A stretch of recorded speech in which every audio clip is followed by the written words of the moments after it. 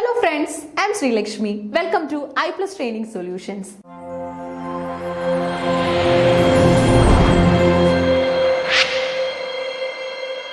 ഇന്നത്തെ ഈ ക്ലാസ്സിൽ നമ്മൾ ഡിസ്കസ് ചെയ്യാനായിട്ട് പോകുന്നത് ഇംഗ്ലീഷ് ലിറ്ററേച്ചറിലെയും വേൾഡ് ലിറ്ററേച്ചറിലെയും കുറച്ച് പെൻ നെയിംസ് ആണ്. Okay, almost all of the writers അവരുടേതായിട്ടുള്ള തൂലികാ നാമങ്ങൾ യൂസ് ചെയ്തിട്ടുണ്ട്. അതാണ് പെൻ നെയിംസ് എന്നറിയപ്പെടുന്നത്. ഓക്കെ, ഫേമസ് ആയിട്ടുള്ള ഒരു കൂട്ടം പെൻ നെയിംസ് ആണ് ഇന്നത്തെ ക്ലാസ്സിൽ നമ്മൾ നോക്കാനായിട്ട് പോകുന്നത്.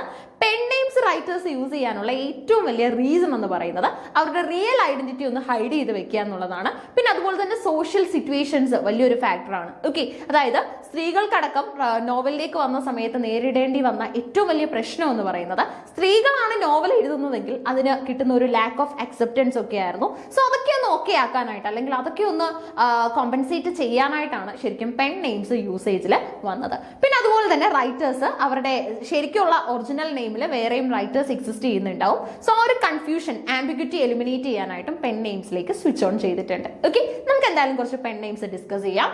So pen names or pseudonyms എന്ന് ഇതിനെ നമ്മൾ വിളിക്കാറുണ്ട്. Allow authors to maintain privacy, overcome gender bias or write in different genres, and famous examples include Mark Twain, Samuel Clemens. Okay, Samuel Clemens എന്നുള്ളത് റൈറ്ററിന്റെ റിയൽ നെയിം ആണ്, pen name ആണ് mark Twain. അടുത്തത് നമ്മുടെ Eric Blair, real name ആണ്, writer use ചെയ്ത pen name ആണ് George Orwell. Okay, George ഓർവെലിന്റെ animal farm ഒക്കെ നമ്മൾ വളരെ ഫേമസ് ആയിട്ട് പഠിച്ചിട്ടുള്ള നോവലാസുമാണ്.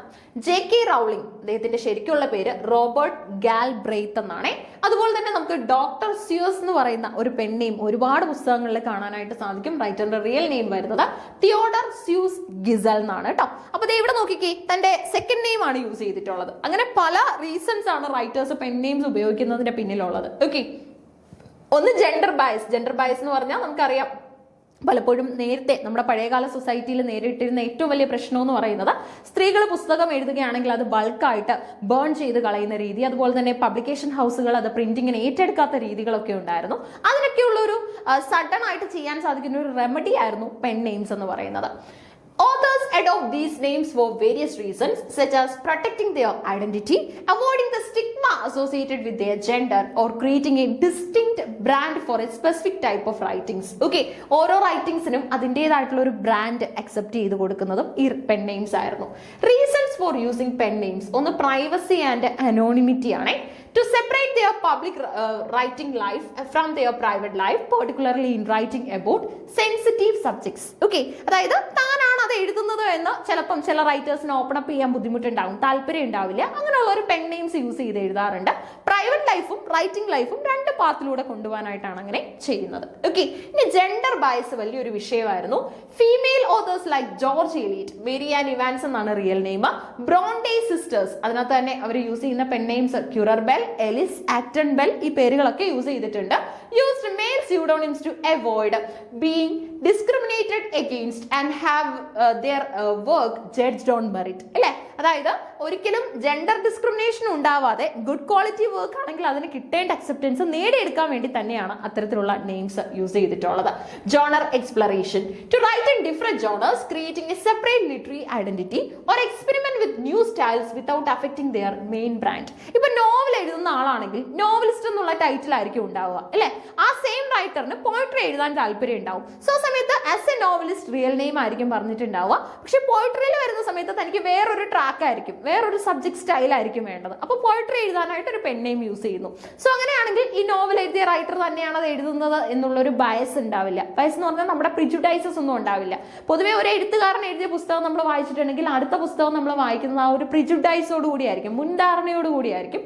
അതൊക്കെ എലിമിനേറ്റ് ചെയ്യാനായിട്ട് പെൻ നെയിംസ് സഹായിക്കാറുണ്ട്. Okay, so avoiding confusion, to distinguish their work from another writer with the same name. Personal reasons, some like Stephen King simply invent them on a whim or to create a different literary persona. Okay, പല റീസൺസിന്റെ പേരിലാണ് നമ്മൾ pen names use ചെയ്യുന്നത്. Okay, അപ്പൊ എന്തായാലും famous ആയിട്ടുള്ള ഓതേഴ്സിനെയും അവരുടെ pen നെയിംസും നമുക്കൊന്ന് പരിചയപ്പെടാം. മാർക്ക് ട്വൈൻ, റിയൽ നെയിം വരുന്നത് സാമുവൽ ലാങ്ഹോൺ ക്ലെമൻസ് എന്നാണ്. അതുപോലെ തന്നെയാണ് ജോർജ് ഓർവെലിന്റെ നെയിം എക്സിസ്റ്റ് ചെയ്യുന്നത്. എറിക് ആർതർ ബ്ലെയർ എന്നുള്ളത് റിയൽ നെയിമും. പുസ്തകം എഴുതിയിരുന്നത് ജോർജ് ഓർവെൽ എന്ന പേരിലാണ്. ഇനി നമ്മുടെ റോബർട്ട് ഗാൽബ്രൈത്ത് യൂസ് ചെയ്ത പേരാണ് JK റൗളിംഗ് എന്ന് പറയുന്നത്. ആൻഡ് തിയോഡർ സ്യൂസ് ഗിസലി യൂസ് ചെയ്തിരുന്നത് ഡോക്ടർ സ്യൂസ് എന്ന പേരാണ്. മേരി ആൻ ഇവാൻസ് എന്ന് പറയുന്നത് ഒരു സ്ത്രീ, ഓക്കെ, ഒരു ലേഡി റൈറ്റർ ആണ്. റൈറ്റർ യൂസ് ചെയ്തിരുന്ന പെൻ നെയിം ജോർജ് എലീറ്റ് എന്നാണ്. കാരണം മേരി ആൻ ഇവാൻസ് എന്ന റൈറ്റർ എഴുതുന്നു എന്ന് പറയുമ്പോൾ ഫാമിലിയിൽ തനിക്ക് ഫേസ് ചെയ്യേണ്ടതായിട്ട് വന്ന ഇഷ്യൂസ് ഉണ്ട്. ഇനി അതുപോലെ തന്നെ സൊസൈറ്റിയിൽ ഫേസ് ചെയ്യേണ്ടതായിട്ട് വന്ന ഇഷ്യൂസ് ഉണ്ട്. അതൊക്കെ ഓവർകം ചെയ്യാനായിട്ടാണ് പെൻ നെയിം യൂസ് ചെയ്തത്.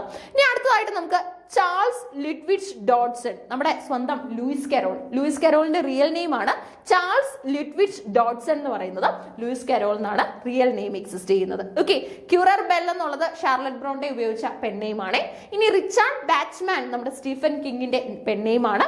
ബ്രോണ്ടെ സിസ്റ്റേഴ്സ് കോമൺ ആയിട്ട് യൂസ് ചെയ്തിരുന്ന കുറച്ച് പേരുകളുണ്ട്. ഒന്ന് Charlotte, Emily and Anne Bronte. Okay, Bronte sisters എന്ന് പറയുന്നത് ഇവരുടെ ടൈറ്റിൽ നെയിം ആണ്. ഇതിനകത്ത് തന്നെ ഷാർലറ്റ് ബ്രോണ്ടെ ഉണ്ട്, എമിലി ബ്രോണ്ടെ ഉണ്ട്, ആൻ ബ്രോണ്ടെ ഉണ്ട്. All used male pen names. Currer Bell, Ellis Bell, Acton Bell to be taken more seriously by the publishing world. Okay, അപ്പോൾ ഇത്രയും കാര്യങ്ങളാണ് പെൻ നെയിംസുമായിട്ട് ബന്ധപ്പെട്ട് അറിയേണ്ടത്. നിങ്ങൾക്ക് ഇതൊക്കെ തന്നെ എഴുതിയെടുക്കാനായിട്ട് സാധിക്കും. വളരെ ഇമ്പോർട്ടന്റ് ആണ്. സെറ്റ് ഇംഗ്ലീഷിന് എപ്പോഴും ചോദിക്കാറുള്ളതാണ് പെൻ നെയിംസിൽ നിന്നുള്ള ചോദ്യങ്ങൾ. ഓക്കെ, അങ്ങനെയാണെങ്കിൽ ഞാൻ നിങ്ങൾക്കായിട്ടൊരു ക്വസ്റ്റ്യൻ തരികയാണ്. ഐസക് ബിക്കർസ്റ്റഫ് എന്ന് പറയുന്നത് ആരുപയോഗിച്ച പെൻ നെയിം ആണെന്ന് നിങ്ങളൊന്ന് കണ്ടെത്തി കമന്റ് ചെയ്യുക. ഓക്കെ, ഐസക് ബിക്കർസ്റ്റഫ് എന്ന് പറയുന്നത് വളരെ ഇമ്പോർട്ടന്റ് ആയിട്ടുള്ള ഒരു പെൻ നെയിം ആണ്. Okay, Isaac in the sense നമുക്ക് ഇങ്ങനെ എഴുതാനായിട്ട് സാധിക്കും, ഐസക് ബിക്കർസ്റ്റഫ്. ഓക്കെ, അപ്പം ഐസക് ബിക്കർസ്റ്റഫ് എന്ന് പറയുന്നത് ഫേമസ് ആയിട്ടുള്ള ഒരു പെൻ നെയിം ആണ്. ഇത് ഉപയോഗിച്ചത് ആരാണെന്ന് കമന്റ് ചെയ്യുക. ഓക്കെ, വളരെ ഇമ്പോർട്ടന്റ് ആയിട്ടുള്ള ഒരു ക്വസ്റ്റൻ ആണ്, പ്രീവിയസ് ഇയർ ക്വസ്റ്റൻ ആണ്. അപ്പൊ നിങ്ങൾക്ക് അത് അറിയാമോ എന്നും നമുക്ക് ടെസ്റ്റ് ചെയ്യാനായിട്ട് സാധിക്കും. ഓക്കെ, അപ്പോൾ വളരെ ഇൻട്രസ്റ്റിംഗ് ആയിട്ടുള്ള ഇതേപോലെയുള്ള PYQ ഷോർട്ട് വീഡിയോസ് നമുക്ക് ഇനിയും നമ്മുടെ ചാനലിൽ പ്രതീക്ഷിക്കാനായിട്ട് സാധിക്കും. Keep learning. Thank you.